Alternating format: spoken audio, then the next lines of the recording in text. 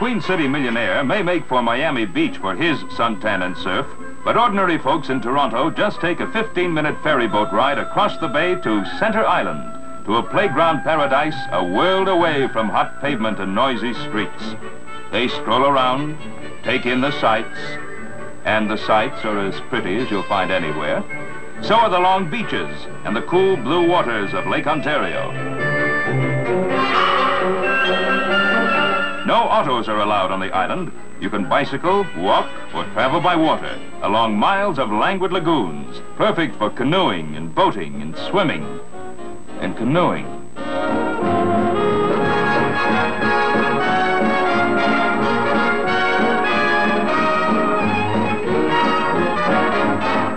Or 40,000 people may come to the island of a hot summer Sunday, but there always seems plenty of room. Lots of green grass and trees and shady banks. There's plenty to do, too. Even if you can't paddle a war canoe, you can always watch someone else doing it. Some of the young muscle men who send these craft careening through the water are among the best paddlers in the world.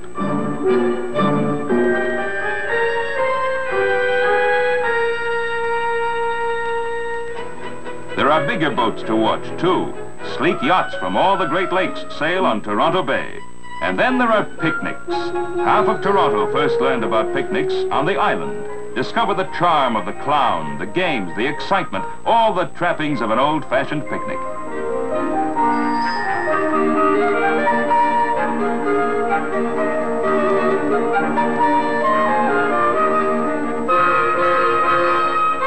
Sophisticated souls may scorn the island for its uninhibited, unpretentious fun, spurn the drabness of a place open to anyone with the price of a streetcar ticket.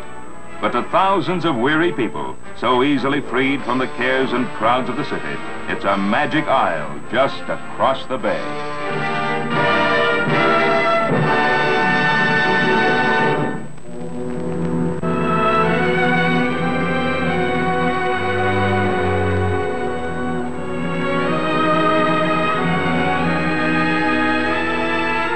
The forests are shrinking.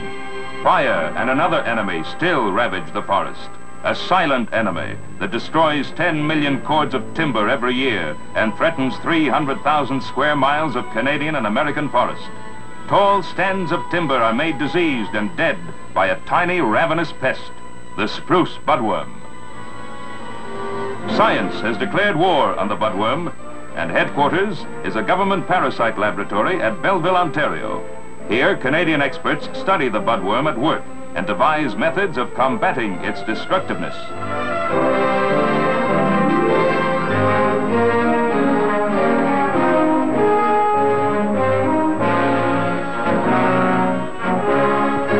They found a new weapon in the war on worms, the dipterous parasite fly, natural enemy of the budworm. The dipterous fly lays its eggs on the worm. The fly larva, in the egg, hooks itself firmly onto the worm and feeds on it. As the fly larva grows, it draws more and more sustenance from the worm. Finally, its cannibal-like feeding kills the worm, leaving it an empty, harmless husk. Now the larva is ready to enter the cocoon stage, prelude to the birth of another dipterous fly, to lay more eggs, to kill more budworms.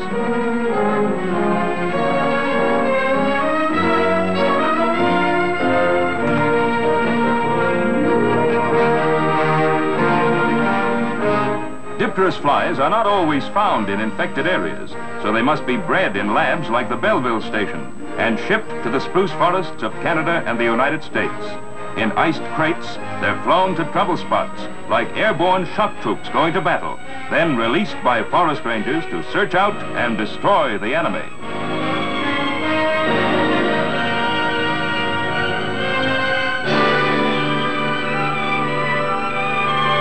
The lowly fly serves a high purpose. With its victory over the budworm will come the health and greater survival of vast stretches of spruce timber, one of our richest resources.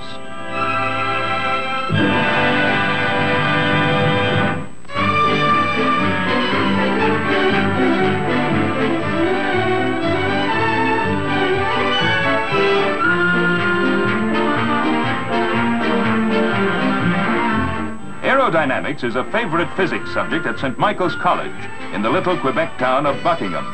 When scholarly Brother Hormisdas lectures on thermals, rising currents of warm air, he knows whereof he speaks, and his class hangs on every word. Unless the day happens to be a bright, warm one with lots of fleecy clouds, that's soaring weather, perfect for gliders. Brother and boys are ardent soaring fans, and while theory is all very well, practice is even better and more fun. Why talk about cumulus in the classroom when you can ride a cloud in the sky?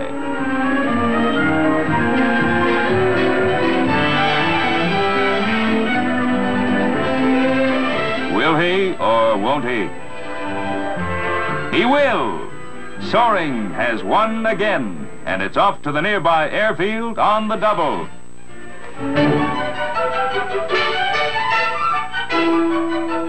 Of course, brother and boys aren't really playing hooky. Sport soaring is part of the school program at St. Michael's and has the blessing of school authorities, parents of the students, and the entire town of Buckingham, which has backed the club to the extent of a tow truck, 2 gliders, and a limitless amount of enthusiasm. Behind this indulgence is a practical purpose. Buckingham feels that in this aviation age, young lads should have a knowledge of flight and aircraft.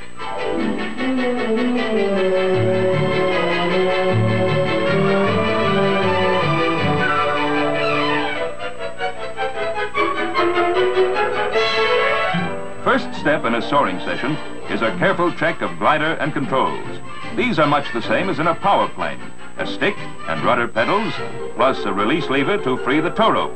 There are much fewer instruments to check, but everything must be in perfect shape, including the all-important tow plane. This is a big moment, the first flight of the day, and young Andre's first solo. Brother Hormisdas will be there as co-pilot and instructor, but Andre must take off, release the tow rope at the right moment, and land, all by himself.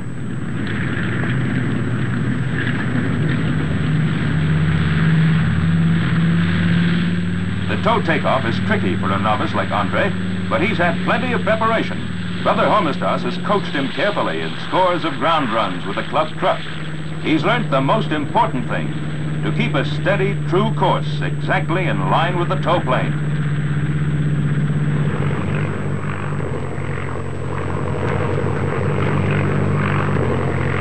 There are no high hills around Buckingham. That's why a tow plane is used. It's the best method anyway, since high altitudes can be gained quickly, and if the air currents aren't lifting, you have more time in the air. Almost time to release now. There goes the cable, and the glider is in free flight.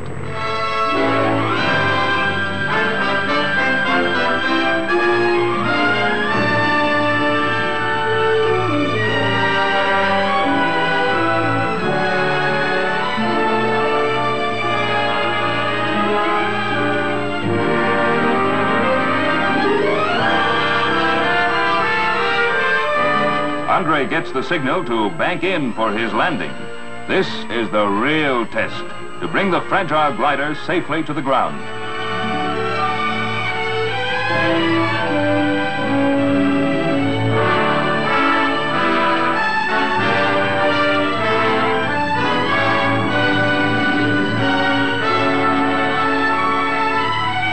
A first-rate landing.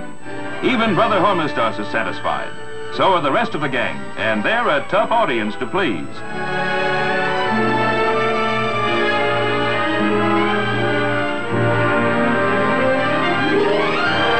The brand new glider pilot is pleased too, and can't resist a little bragging, which draws a word of caution from the brother. You've still a lot to learn, my son.